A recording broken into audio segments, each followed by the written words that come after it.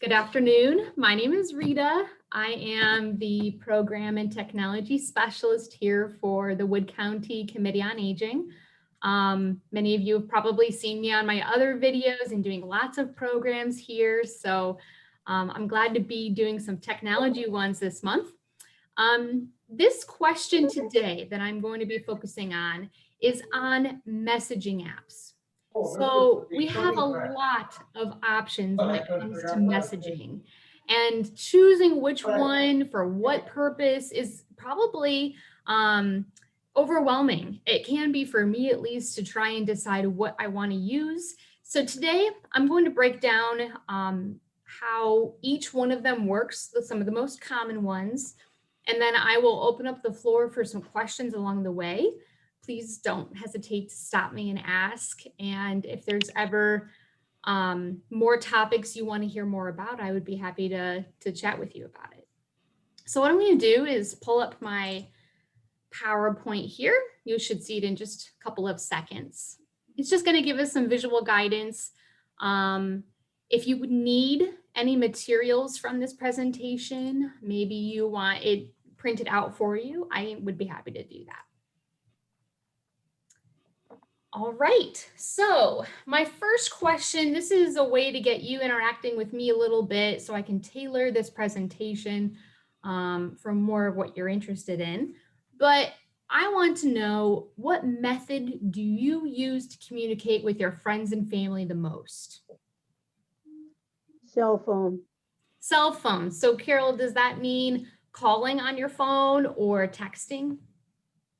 More texting, but both. Okay, great. So you're saying both phone calls and texting. Anybody else want to share a couple of their methods they like to use? I do mostly telephone, text. Jed, go ahead. Telephone and text. Okay, so you just use the same methods as Carol. How about you, Becky?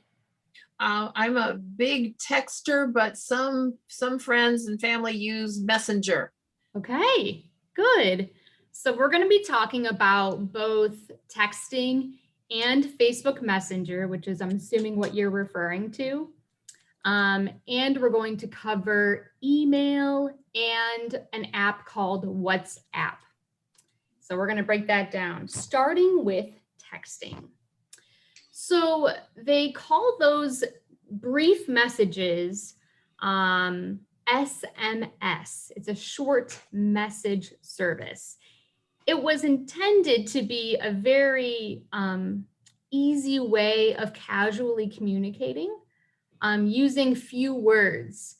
So back when texting was first becoming popular and widely used across cellular networks, often you were limited to a certain number of characters in your text messages. So characters could be your numbers, your letters, your symbols, and the spaces in between the words.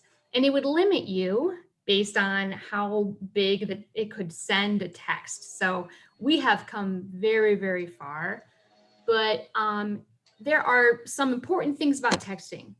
It's phone to phone messaging communication. So this means both people have to have a cell phone and a cell phone number attached to it. So landline phones, you cannot use texting. That's not an option for landline phones. This is really only for cell phone networks. This is the most commonly used type of written casual communication. So this is a lot more casual than most emailing, which we will cover in just a couple of minutes. You can have one-on-one conversations with texting with just one person, or you can have a group conversation with two or more people. I don't know if there's technically a limit to the number of people that you can have a group conversation with. But for example, I'm one of 6 people in my family, and the 4 kids, we each have spouses. And so we have a whole big group chat of over 10 people. which sounds like a lot, but it's our way of constantly communicating in a really easy way. And it breaks it down, even if you've experienced group messaging like this, every time, let's say my mom sends a text, it will say from Mary. And if it's my dad, then it will say his name and my siblings. And it basically keeps track of it based on their phone number and how they are listed in your contacts in your phone. But you also may have noticed that businesses are using this method to communicate. You may receive text messages from your dentist, and they might say, hey, just want to remind you that you have your upcoming appointment in 2 days at 9 a.m. And even sometimes they ask for some type of confirmation that you are going to attend. So you may actually be able to text back to that number. And how have you experienced this? Have any of you experienced that with a business? Yes, I get appointment reminders. Great. So you get appointment reminders. Do you have to confirm by typing yes back or anything like that? Sometimes, yes. Yeah. Sometimes it just depends on the business and what their method is. I get my reminders by email. Oh, great. Yep. And, That's and another. usually they do ask you to punch in to confirm. Yeah. Yeah, they're more and more I've noticed they're using those methods versus calling. I think it's a bit more convenient for folks to just get a text message or an email and reply that way. So texting, like I said, is phone to phone, and it goes through your cell phone service. Most people have what's called an unlimited texting plan with their phone service. It used to be that these companies like Verizon or AT&T, they would say you are allowed 1,000 texts per month. And now it's way more common to see that there's an unlimited amount that you can send and receive. But that should be pretty clear when you sign up for your cell phone service. Are there questions about texting? I'm happy to go back to it later on. I probably will compare a little bit between these methods, so don't hesitate to ask along the way. The next layer of ways that we can communicate. This I have to mention because there are a lot of people that use Apple products. So an Apple product is an iPhone, an iPad, a Mac computer, and so anything that's created by Apple, they have a very specific messaging service that is supposed to enhance their texting experience. So does anybody here have an Apple product that they use to communicate with text messaging? Yes, I have an iPad. You have an iPad, okay. So I will briefly go over this, and it may not make sense for those that don't use Apple products, but I definitely wanted to mention it anyways. So it's the same thing as a text. It comes through your cell phone service on your phone, just like any other text message does. But actually, these messages will come through in a different color, and that is the blue color. If you have an iPhone and your friend has an iPhone, you can exchange these iMessages. And what's unique about it is that it actually uses the internet to send messages. It doesn't use a cell phone service. Even though it organizes it all in the same place, it's just a special way that Apple products can communicate with one another without needing a cell phone service. So you may ask why this is important. Well, this could come in handy if by any chance you are always in a building with really bad cell phone service, but your phone can connect to the internet on the Wi-Fi. you can still exchange messages with that internet connection. Or in Jed's case, who has an iPad, his iPad most likely does not have any connection to a cell phone service. Most tablets do not. And so if you connect your iPad to the Wi-Fi and you are messaging someone who has an iPhone or an iPad, you can use that messaging service, even without a phone number. So it's a little complicated to explain, but if anybody has questions about this specific to their situation, I'm always available to make an appointment with, and I can go over that in more detail and show you examples of it. Jed, do you use your iPad to communicate over texts with anybody? Yes, my daughter has an iPhone Great. and I have the iPad. Yeah. So when she sends me a text, it comes on my iPad. That's great. And That's my other wonderful. daughter has a cell phone. And when she texts me, it comes on the cell phone. Yes. So she So we might. have to check both the cell phone and the iPad. Yeah. That's she probably has what's called an Android product. So it's pretty much everything else besides iPhone. And we'll get to other methods that we can use. So if, for instance, I have an iPhone and Carol here has an Android phone, our messages will not be able to work through iMessage. It won't go through the internet. It will just go through as a regular text message. Text messages basically go from cell tower to cell tower, while iMessages transfer data using the internet. So any questions about that part? Okay. My next method of communication is emailing, electronic mail. So how many of you use email regularly? I do. You do, Jed? Oh, I do. Becky? Oh, yeah. Yeah. Carol, do you use email? I haven't in a long time. I'm just trying to get mine emptied out because I'm way behind. Yeah, okay.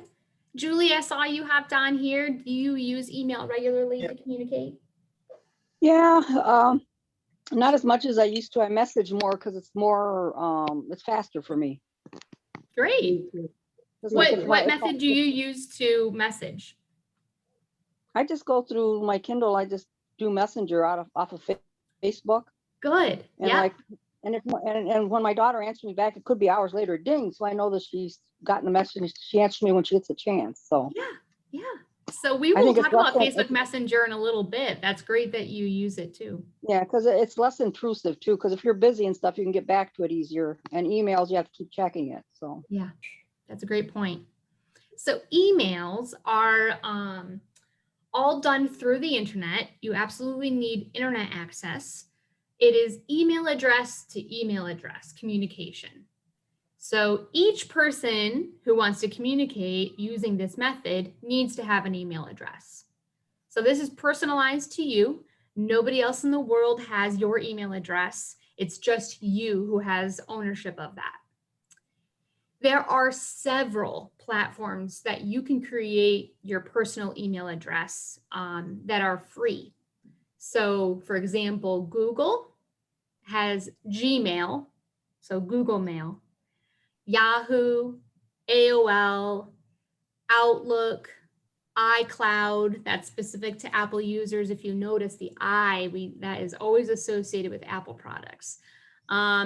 But you also may get an email address through, let's say, your internet service provider.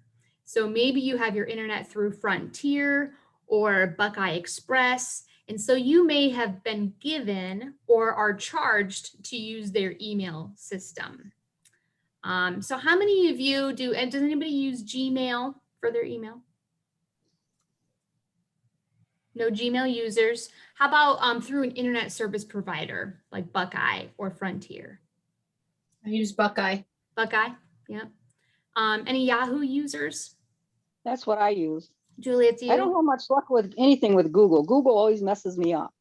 So you're staying clear of Google, huh? Yeah, their Gmail just isn't good. That's all right. Everybody, see, this is my comparison I use for everything. When it comes to products that are available out there, it's like a car, right? There are several different cars out there.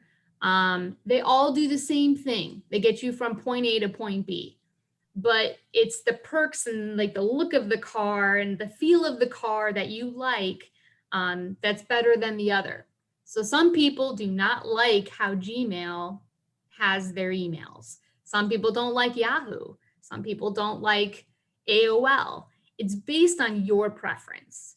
I just encourage you to take advantage of a free option like Google or Yahoo, so that you don't have to pay for that service, because there are just so many free options out there.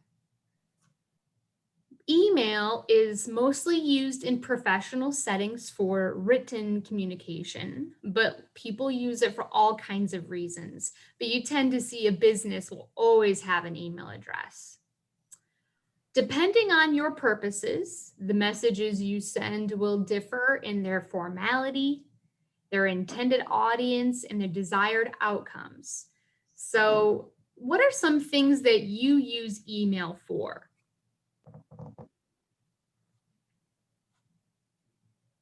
Sending pictures. You send pictures, so you communicate with like friends or family.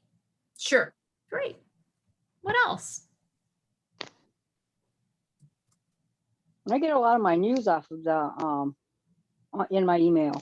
Great. So you use it, you get news updates from whatever news source that you choose to get them from, and they regularly send you And that's updates. basically how I communicate with clubs and stuff I belong to. That's how they send out their messages or newsletters and everything, through email.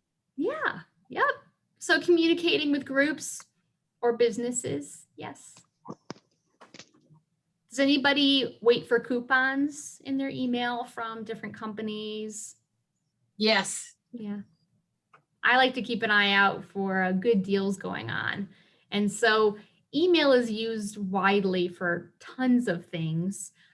It tends to be in longer form. So when I think about texting, I think short messages, something that's not very formal. When I think of email, I think, okay, it's a little bit more formal. And the great perk of email is that you can organize your messages differently. So, for example, maybe you have a lot of groups that you belong to. Maybe you're in charge of a book club and you want to email these 10 people the new book for the month. You can organize these emails into folders so that you can look back on them, you can reference them for future information, things like that. So for us, for example, the WCCOA, we send out a weekly email that has all of our Zooms for the following week. So that is the method that we choose to communicate most frequently with folks. We also have our paper newsletter, but the email is nice and handy for the Zoom sessions, for example. Another great perk of email is that it's accessible from virtually anywhere. So if you have a device and you have an internet access, you can access your email anywhere. So for example, I have a gentleman that I help out with for some technology stuff, and he does not have a smartphone, a tablet, a computer, or anything. So what he does is he goes to the library and uses the public computer, and he goes on there and checks his email, and he goes and checks his Facebook. And so he's not paying for anything because the email is free. The Facebook account is free, and he doesn't need to pay to have a device in his own home. So that's really nice for folks who are on a budget, or maybe just want to draw a line with them in technology and limit the use of it. It's whatever you prefer. Your text messages are not that accessible, so emails are really nice for that purpose. And like I said before, most email services that you create your email address through is free. Let me go back here real quick. I talked about differ in formality. You may notice that some people write like a traditional letter. So email is a little bit more complicated than texting. You have the ability to email one person or several people. You can put a subject on the email so that people kind of know what the email is about. And then within the body of the email, you might see a very formal letter, a regular greeting, possibly paragraphs of information, and then a salutation at the bottom for a lot of people that use email. But maybe you and your sister are sending, pictures through email of your new flower bed or a new arrangement of your family room, and it's not so formal. Email gives you that option to do either one. And you can email using your cell phone. You can have your email connected there. You can have your email connected on your tablet. And like I said before with my example, you can go on to any computer and access your email. So it's very, very accessible. Does anybody have questions on this part? Okay. I do know it's a lot of information, so please don't hesitate to ask questions along the way. All right, now Facebook Messenger. This is a method I think a lot of folks have used or are currently using. I think two of you on this Zoom right now have said you do use Facebook Messenger.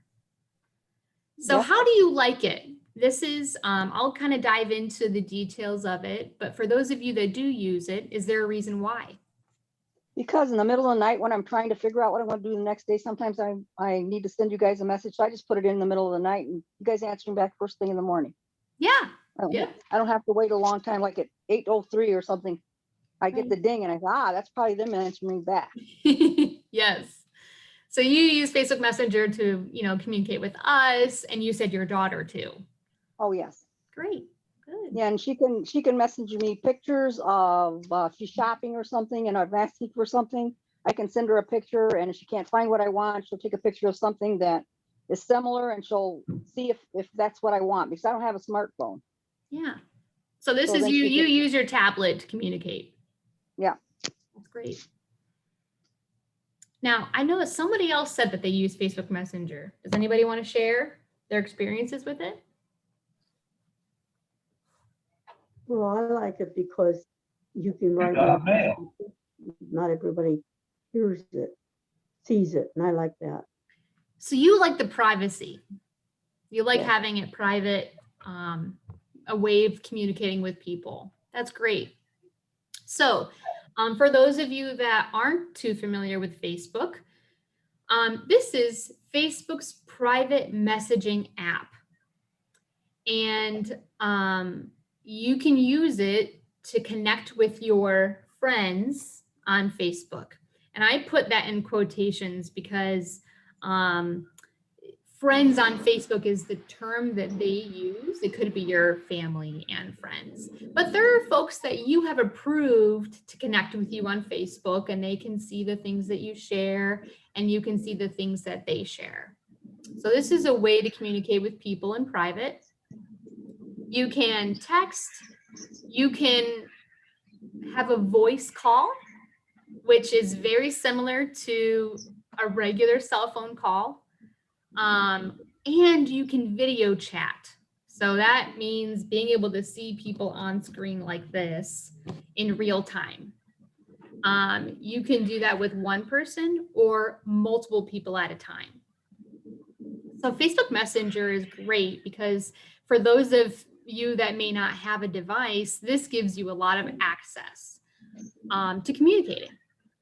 Now, you must have a Facebook account to use Messenger. So that is a downfall. If you're not interested in Facebook and you're not connected with many people, you are limited to your friends list for the most part. There are exceptions though. So if you have internet access and you have a device, you can communicate from anywhere in the world.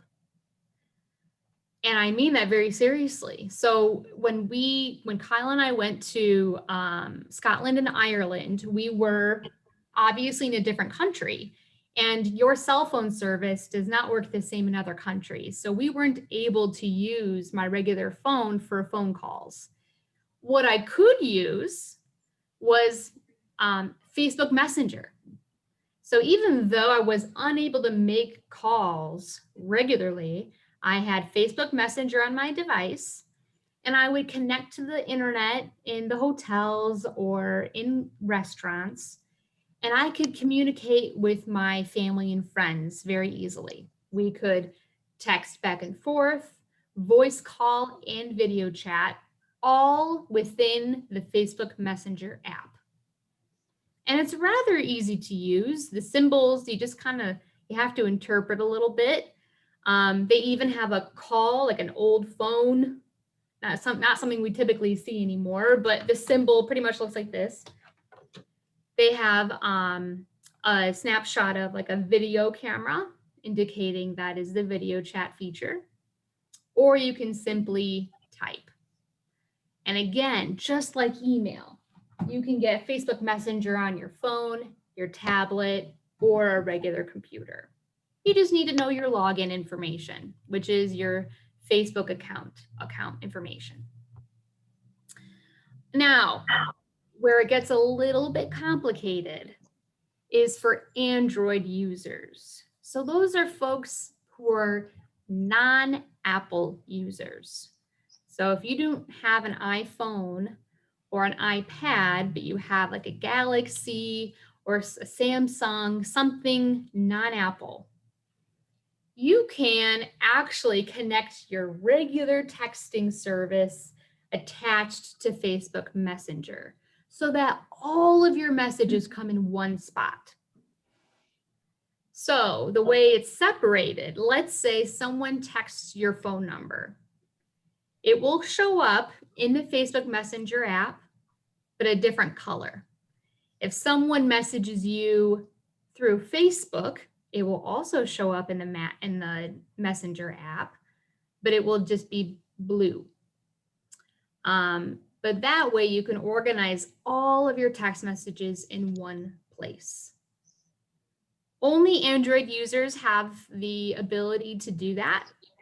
Apple has said no over and over to letting their users use it. And that's as of April 12th, 2021. So maybe that'll change in the future. But I like Facebook Messenger. I think there's a lot of things on there that are free for people to use. And all you need is a Facebook account and some friends on Facebook to connect with. Where it gets tricky is, what if someone doesn't have Facebook? Well, then you cannot use this method to communicate with them. Some people like email. Some people like texting. Some people prefer phone calls. So you have to find out what your friends and families like to use and go from there. Any questions on Facebook Messenger? Yes, I have a question. Sure. I look at Facebook quite regularly, and every once in a while they give me a message that I have messaged, but I have no idea how to get to those messages. I've never read one. So you're saying that you get notified that you have been messaged, Yeah, but you can't access them. I don't have any idea how to do it. No. Sure. Now, do you use a desktop typically? Normally I look at Facebook on my iPad. Okay, good to know. On your iPad, you'll have to go to the App Store and download Messenger. So you can go to the App Store, click on the search bar, type in Messenger, and you see this blue symbol on the top right corner, the one with the zigzag in it? That's the symbol that you are going to look for. So they separate those into two different apps. Facebook is one app, and Messenger is a separate app. So you'll look for that. And if you need some guidance, you can call me after this Zoom or some other time, and I would be happy to guide you through that. I may do that. Yeah. And the good thing is it will just, it'll ask you to confirm that it is you, and it will log you right in, and you'll be able to see those private messages. Okay, I'll check the App Store. Yeah, good. Good question. For those of you that use Facebook on a laptop or a desktop computer, you'll actually be able to access it normally. There is that symbol on the top part of the page. It's this zigzag symbol. And when you click on that, it lets you see those private messages that have been sent to you. Now, just for the sake of saying it, always beware that there are some scams tied to Facebook and Facebook Messenger. So if you ever get an odd message from somebody, even if they are in your friends list, but it sounds a little fishy, like maybe it doesn't sound like them, or they're requesting you to do something, or asking you to join something that helps them get a lot of money, just make sure you have your spidey senses up, because that could be somebody pretending to be your friend. And we don't want anybody to give away money. Even if your best intentions are there, there's some bad people out there that take advantage. So just always beware and think twice before clicking on something that they encourage you to click on. The best thing I would do if you ever get a funky message like that, I would find a different way to contact your friend and say, hey, Mary Jane, did you message me on Facebook Messenger? And she may say, yeah, I did. That's what we were talking about with blah, blah, blah the other day. Or maybe she'll say, oh, no, I didn't. I wonder if I got hacked. So then that can start the ball rolling to rectify that situation. But just beware. And how do you rectify the situation? So on that end, if someone feels as if they did get hacked, there is a way that you can report that to Facebook. And Facebook is pretty good at either helping you reset your account for a new password. And if someone's trying to impersonate you, like maybe they made a separate account saying it was Carol V, you can mark it as spam, and Facebook will guide you and basically get that account deleted, the fake account, or help you reset your password to your Facebook. If that ever happens, if people are suspicious, you're more than welcome to call me at the Senior Center and I can guide you through that. Now, my last messaging option, one of the most popular ones if you don't use the others. It's called WhatsApp. Does anybody use WhatsApp? No. Okay. So this is just another service. Think about it like the car metaphor, right? There's lots of companies that make cars. There's lots of companies that make these messaging apps. So this is just another option. And ironically, fun fact, this is owned by Facebook, but they're not connected. Facebook acquired it for several $1 billion back in 2014 because they were a big competitor to Facebook Messenger, but now they own it. So this is a messenger and calling service available throughout the world. One of my clients that I help a lot with, she has a daughter that lives in a different country. And so this is the method that she uses to communicate with her daughter, since regular texting and regular phone calls will not work with an international number. It costs a lot of money. Some of you may have that plan with your phone provider, but several people do not. You can do everything that the others can do. You can send written messages. You can send videos, you can send pictures for no cost, no matter where you are in the world. And this free app, everybody who you communicate through it has to have it.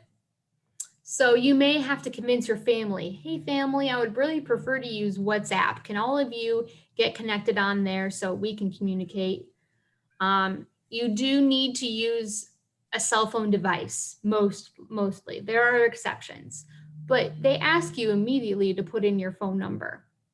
And they use basically the internet to communicate with other people. This may not be something that you have to use, but for folks that have kids or grandkids that live in different countries, this might be a really affordable option for everybody to communicate. It just uses your internet service or your Wi-Fi that you're connected to, and it won't eat up your internet plan if you're connected to Wi-Fi. So this is really great for folks that have family or friends across the world. But Facebook Messenger is good for that too. So you have lots of options. So Isn't Wi-Fi actually your internet plan? So cell phones have a cell phone data plan. So that's a payment that you make monthly to your cell phone provider to have internet on the go. So that means basically wherever you are, you could be in a parking lot, you could be driving somewhere, you could be in your home, you would get internet anywhere. Wi-Fi is location based. So you need to be in a building to access wireless internet. And you're getting internet either way, but some folks may have a really small package that they pay for through a cell phone plan. Maybe it's just the most affordable option to have a limited internet package. And if you run out of that package space, then you can't access the internet. So Wi-Fi, like let's say you're at the library or at the senior center, you can connect to their internet and use their internet instead of using your own. Internet's a complicated thing, and it's a very complicated thing, but you probably pay for internet in two different ways. You probably pay for a cell phone data plan. It's mixed in. Any smartphone, you have to pay for that. And then you probably pay for Wi-Fi in your home. And in some cities, like big cities such as Chicago or New York, and they're expanding this into more big cities, they have free Wi-Fi everywhere. So it just depends on where you are. Does that help answer your question, Becky? I know it's complicated. Yeah, because I consider home Wi-Fi also in addition to, outside. Yeah. I think Wi-Fi is location based. So if you're not close to that router that gives you internet in your home, then you're not going to connect to it. Anybody have questions? That was what my problem was with connecting with you guys. I finally went out completely. And I got a hold of my son-in-law who installed it. I said, how long ago did you guys get me? They said 5 years. He said, it's about time it goes out. They last 3 to 4 years. Yep. So he ordered a new one, and then I had to get my grandson come put it in and install it. But I called my provider, and they said, well, we can do it for $5 a month. You can have one of ours. And I thought, that's a lot of money, $5, because my device only is $40. So in 8 months, it pays for itself, Internet companies like that rent them to you and are able to give you that fee. So I'm glad that you were connecting. Yeah, because I thought $5 a month, $40, that's only 8 months worth of service. And if it lasts me even 2 years, it's better than paying every month. So exactly. Now, the downfall of getting your own router is that your internet provider may not be able to service it over the phone. Sometimes they can remotely work on your device from their office. And sometimes you have to pay for somebody to come out and check on your internet service. And if the router doesn't belong to them, there may be an extra fee. So that's the downfall. But hopefully your family will be able to help you with any potential issues in your future. Yeah, they're pretty good with that stuff. Good. I'm glad. Now, any other questions? Anything else I can guide you on? Basically, the bottom line is that there's no wrong way. It's whatever you prefer and whatever works for the people you communicate most with. The only thing I wished I would have learned how to do was how to blog, because I have no idea what that is. Some people would consider Facebook as a blog. Yeah, But that's blogging is that's an interesting topic. Maybe I'll dive into that. Some people use Facebook as a blog where you can, I guess blogging is a really broad concept too. So I'll write that idea down, and maybe for the future I will focus Well, on I'm that. looking for an alternative to Facebook for other things because they block a lot of things. So maybe a blogging service might be more fit. Yeah, because I know a lot of things that I've only gotten blocked twice, and I didn't say anything bad or anything. I just didn't agree with whoever had posted something. So yeah, maybe a blogging service might be better. Yeah. Well, any other It questions? amazes me because there's people with foul language and all kinds of stuff. And they don't block them. I mean, as long as they agree, they can use any kind of language they want. Yeah, and that can be kind of be sticky, right? We just don't always want to get involved in things like that. But thank you so much, everybody, for listening and your questions and your participation. We appreciate you. If you have any questions or you would like to make an individual technology appointment, we are offering those. So I'm happy to help you out when I can. How hard are those to get? Because when we disconnected everything to redo our Wi-Fi, my printer went offline, and my son finally got it back online, but now it doesn't want to connect up to my Kindle for some reason. Oh, really? Yeah, you may have to reconfigure that on your Kindle because of the internet. Yeah, but there's nothing on my Kindle that tells you how to do that. Yeah, probably not. I'm sure it would actually be through the printer. You would actually have to connect your device again to that printer, but maybe not. We can talk though. Oh, okay, sounds good. All right, everybody. I hope you have a great day ahead. Enjoy the sunshine. It's come back out. Well, it's starting to be here. I see clouds in the horizon already. So yeah, but at least it's not raining. So bye, everybody. Have a good day. Thanks, Goodbye. Ruth. You too.